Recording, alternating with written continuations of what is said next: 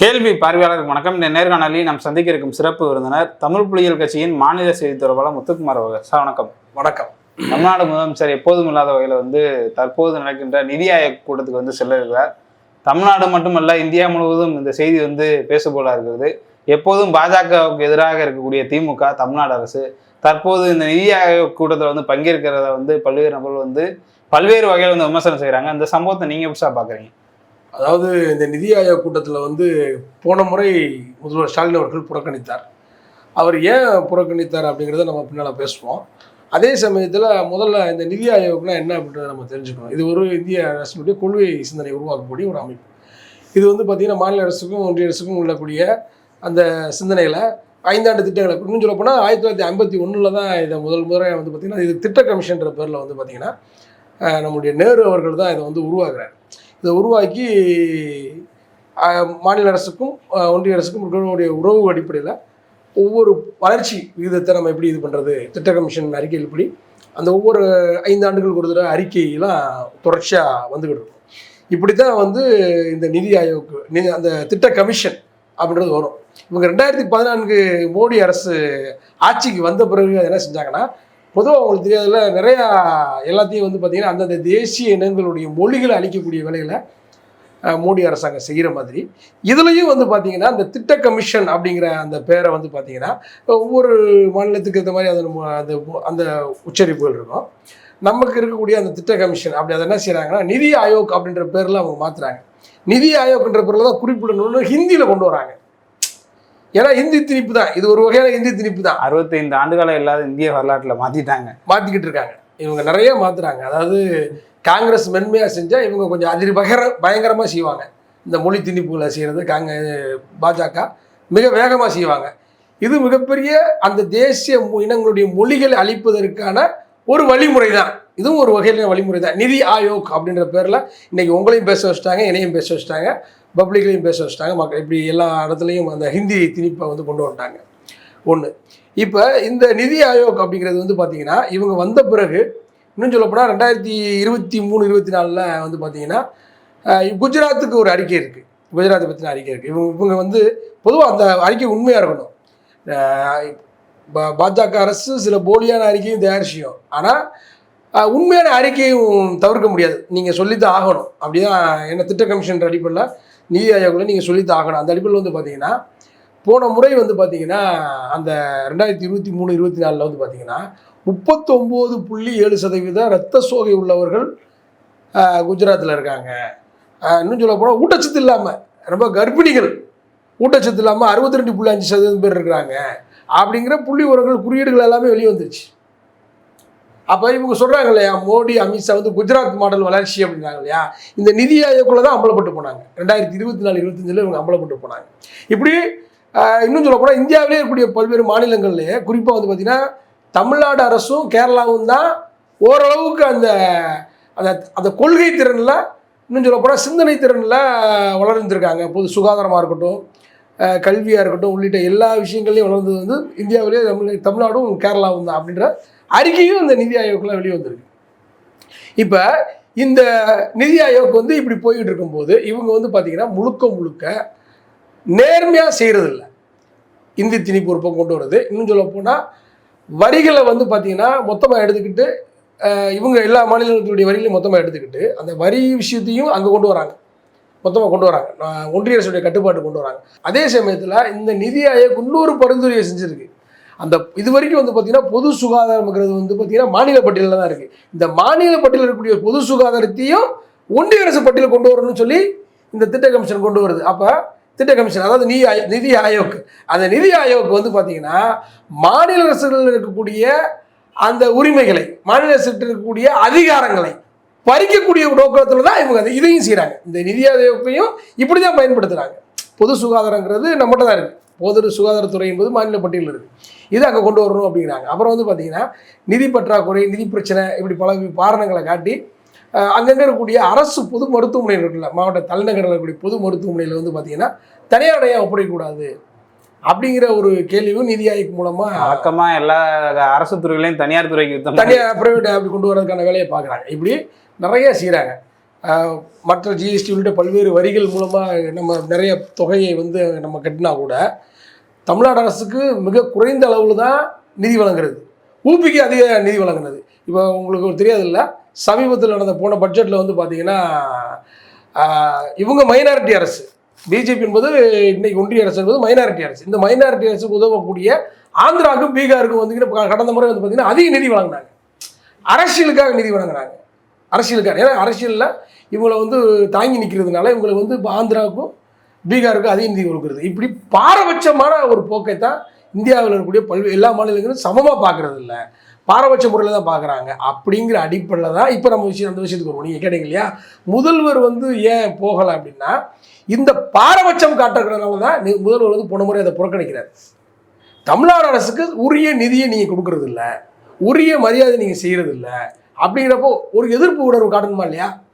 நம்ம முதல்வருடன் இன்னைக்கு போகிறோன்னு சொன்னதுக்கப்புறம் எதிர்க்கட்சி தலைவர் எடப்பாடி பழனிசாமி வந்து நம்முடைய முதல்வர் விமர்சனம் செஞ்சுருக்காரு.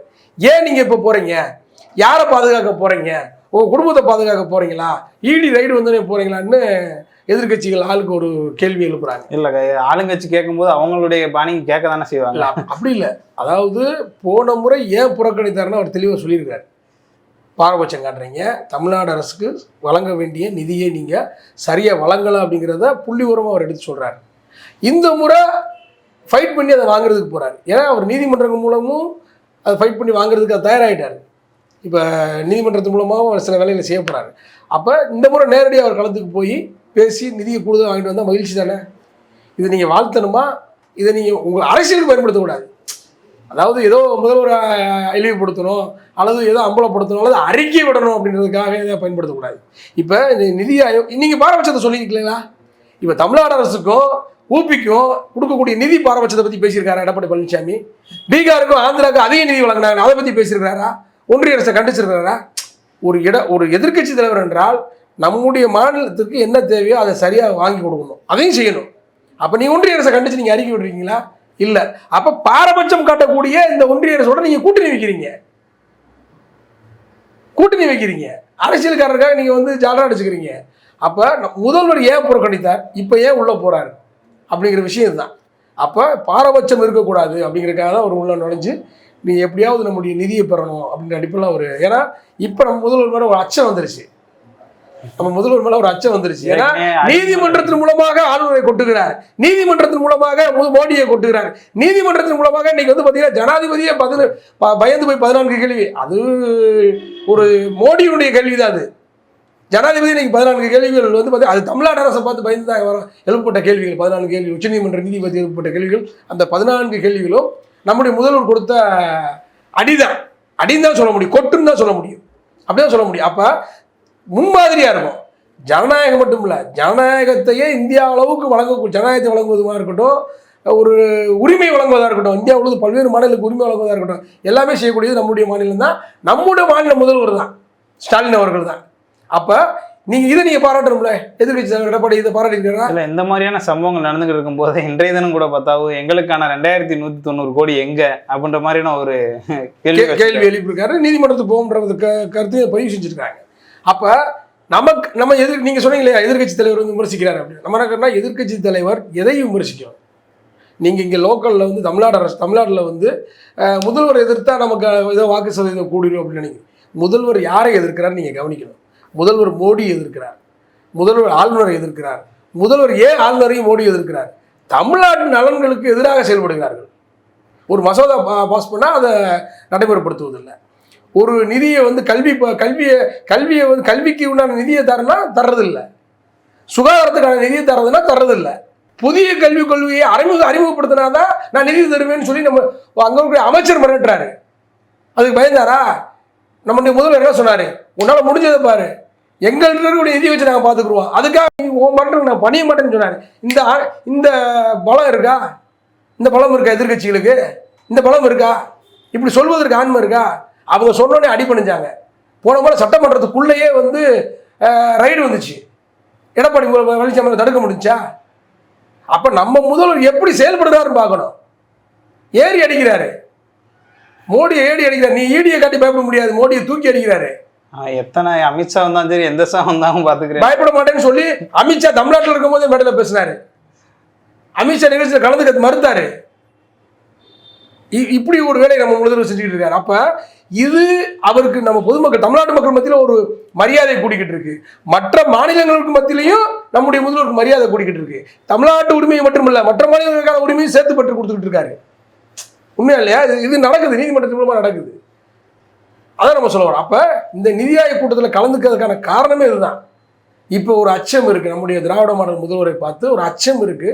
இந்த நேரத்தில் அவர் போறது இன்னும் கூடுதல் பலம் சேர்க்கின்ற அடிப்படையில் தான் அவர் போறாரு. இல்லை, இதனால தமிழ்நாட்டுக்கு ஏதாவது நிதி கிடைக்க வாய்ப்பு இருக்கா? நிதி ஆயோக் வந்து நிதி ஒதுக்கக்கூடிய அமைப்பு அல்ல. இது நிதி ஆயோக்ன்றது நிதி ஒதுக்கக்கூடிய அமைப்பு அல்ல. இது நம்முடைய 5 ஆண்டு திட்டங்களை உருவாக்குறது அப்படின்ற ஒரு கொள்கை அமைப்பு. இது வந்து கொள்கை அமைப்பு.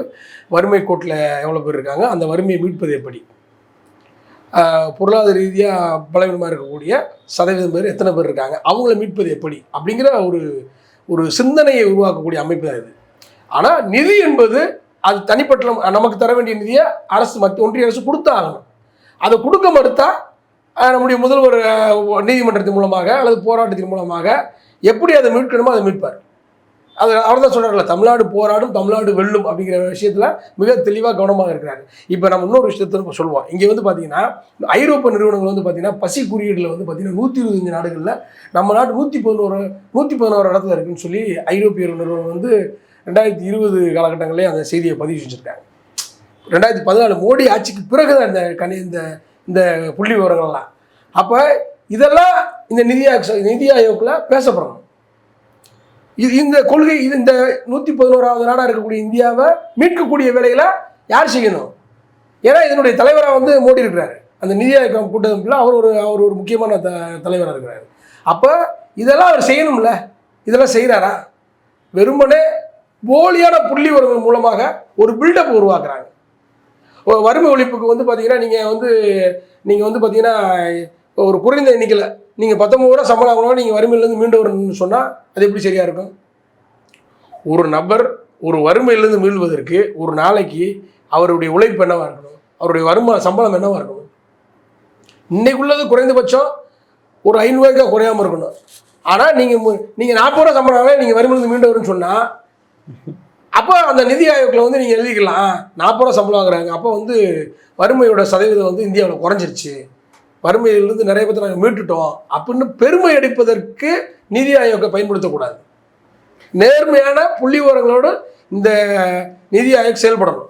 இது மாதிரியான ஆலோசனைகள் நம்முடைய முதல்வர் வழங்கணும் அப்படிங்கிறதும் நம்ம இந்த இடத்துல கேட்டுக்கிறோம். இறுதியாக இந்த சம்பவத்தை நம்ம விசா பார்க்கலாம். இல்லை, முதல்வர் அவர்கள் நம்முடைய பொதுவாக வந்து பார்த்திங்கன்னா இந்தியாவிலே தமிழ்நாடு ஓரளவுக்கு வளர்ச்சி அடைந்த மாநிலமாக தான் இருக்குது. கேரளாவும் தமிழ்நாடுமா அது ஏற்கனவே கடந்த நிதி ஆயோக் புள்ளி விவரங்கள் படி நம்ம அந்த பதிவுகள் இருக்குது. நம்ம என்ன சொல்கிறோம்னா இவங்க வந்து பார்த்திங்கன்னா எல்லாத்தையுமே ஹிந்தி மயமாக்குறது, அதாவது மாநிலங்களுக்கு இருக்கக்கூடிய உரிமைகளை, அதாவது நம்ம ஏற்கனவே சொல்ல முடியும் பொது சுகாதாரத்துறையவே மாநில பட்டியலேருந்து ஒன்றிய அரசு பட்டியல் கொண்டு போகிறது, இதுக்கெல்லாம் அவர் நம்முடைய முதல்வர் எதிர்ப்பு கொடுக்கணும். அதே சமயத்தில் அதிகார மையமாக்கக்கூடாது. இங்கே மாநிலங்களுடைய உரிமைகளை பூரா பறிச்சுட்டு ஒன்றிய அரசுடைய அதிகார மையமாகக்கூடாது. இன்னும் சொல்லப்போனால் வட இந்திய முதலாளிகள் வந்து எங்கே இருந்தாலும் தொழில் செய்யலாம், எங்கே இருந்தாலும் இது பண்ணலாம் அப்படிங்கிற மாதிரியான சில வேலைகள்லாம் செஞ்சு வச்சுருக்காங்க. அது இன்னொன்று சொல்லப்போனால் பத்திரப்பதிவே வந்து இப்போ நீங்கள் அதெல்லாம் நம்ம முக்கியமான விஷயம். இப்போ பத்திரப்பதிவு இருக்குன்னு வச்சுங்களேன், தமிழ்நாட்டில் வந்து பத்திரப்பதிவு செய்ய வேண்டியதே இல்லை. தமிழ்நாட்டில் உள்ள இடத்த வாங்குறீங்கன்னா தமிழ்நாட்டில் நீங்கள் பத்திரப்பதிவு செய்யணும். ஆனால் அப்படி இல்லை, நீங்கள் டெல்லியிலேருந்தே பத்திரப்பதிவு செய்யலாம் அப்படிங்கிறத அவங்க உருவாக்கி வச்சுருக்காங்க. அப்போ மாநிலங்களுடைய அதிகாரங்களை பறிக்கிறாங்க.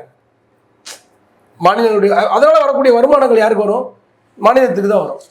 அல்லது அந்த மாவட்ட லெவலில் இருக்குன்னா அந்த மாவட்ட லெவலில் வந்து அதையெல்லாம் குறைக்கிறாங்க.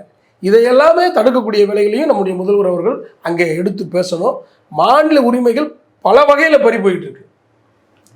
இதெல்லாம் அந்த நிதி ஆயோக் கூட்டத்தில் நம்முடைய முதல்வர் எடுத்துரைத்து நம்முடைய முதல்வர் எடுத்துரைப்பதன் மூலமாக பல்வேறு மாநில முதல்வர்களுக்கும் அது புரியும்படியான செய்தியாக சொல்லி ஒன்றிய அரசு தன்னுடைய அதிகார குவியலை அதிகமாக குவிப்பதற்கு எதிராக அவர் பேசுவது சரியாக இருக்குன்றது என்னுடைய கருத்து.